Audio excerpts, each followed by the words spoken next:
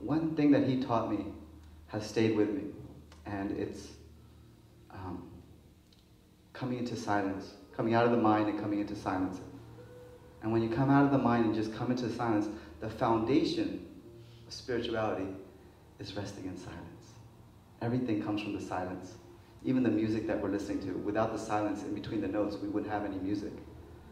And so, silence is who we are. It's the very foundation of what we are. And the only way to experience silence is to accept things as they are. Accept things as they are. Allow things to be as they are. When we allow things to be as they are, even ourselves, allow yourself to be as you are. Whatever's coming up, allow your mind to be as it is. Allow it just to be. Become one with it. Stop separating from it. Because the more you resist what is, the more you create this inner conflict, and the ego thrives off of that inner resistance, that inner conflict. So being with one with what is helps us tap the realm of silence. So a simple experience. We're just going to do a little bit of breathing, and then we're just going to touch the place of stillness and silence with it. And even in that stillness and silence, there's still movement, there's still activity happening.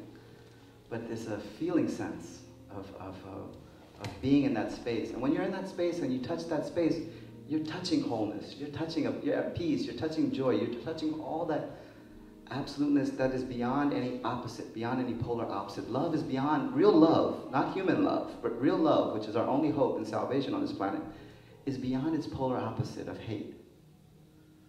The human love, you can love something and hate something, but real love, divine love, it's absolute, it encompasses it all.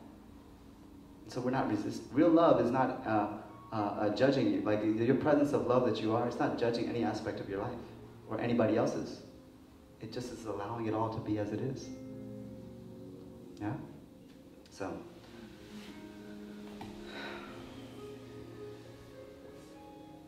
the simplest, easiest way to come out of the mind is to come into feeling and sensing.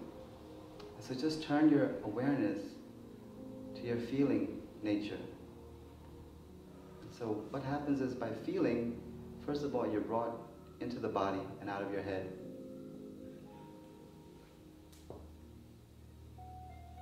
So if you just feel right now, there's energy flowing in and through and all around your body. So just see whatever aspect of your body, you can kind of feel out energy around the body, the energy body, or just feel into the body. And the more deeply you allow yourself to feel, the less and less you'll have the absence of chitta vrittis, you'll have the absence of thought. And you have just that silence.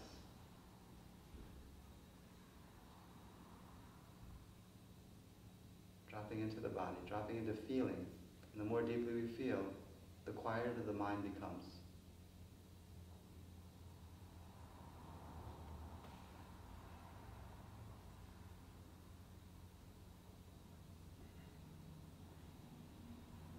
And then gently bring yourself back.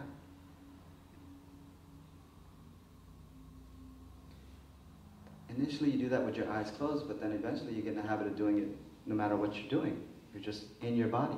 When you're in your body, you're in the now. You're in with what is. The more we resist our feelings, the more this other mind, this other pain body or whatever you want to, takes us over and runs our lives. And we always have events in our lives that trigger that pain body or that unprocessed emotional content to surface, right? And the more we're not home within ourselves, the more we allow space for other stuff to be at home within us. You know what I mean? It's like you have to kick out these tenants that aren't paying rent. You know, and whether they're in your head or wherever they are in your energy field. But the more we can download more and more and embody more and more of the higher self, the spirit that we are into this dimension. Because that's what we're really doing. From 2008 till this time, there's been this great merging of the higher and the lower, of the spiritual and the material. And that's what, you know, I think we're all going through this process of really allowing more and more space for that self, the spiritual self, to descend and to be in this world. But we have to be a space for it, you know? One of the things that I would talk about since 2008 is how a lot of spiritual people, they're not grounded, they're not connected to the earth.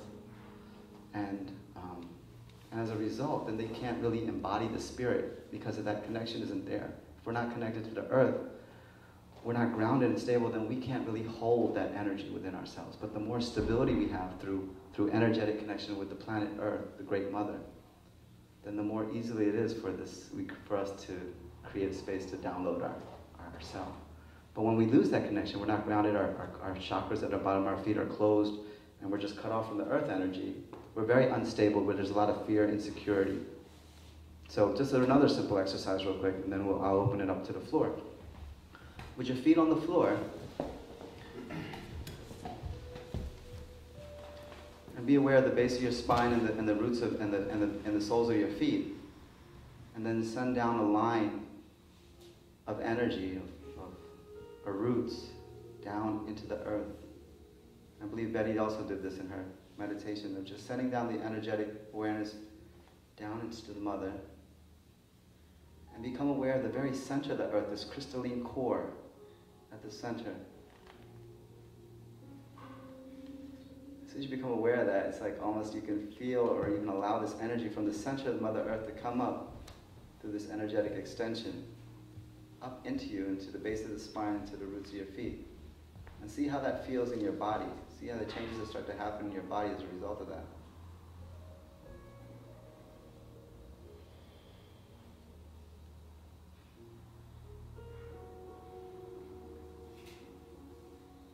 Gently bring yourself back. You can still feel that connection.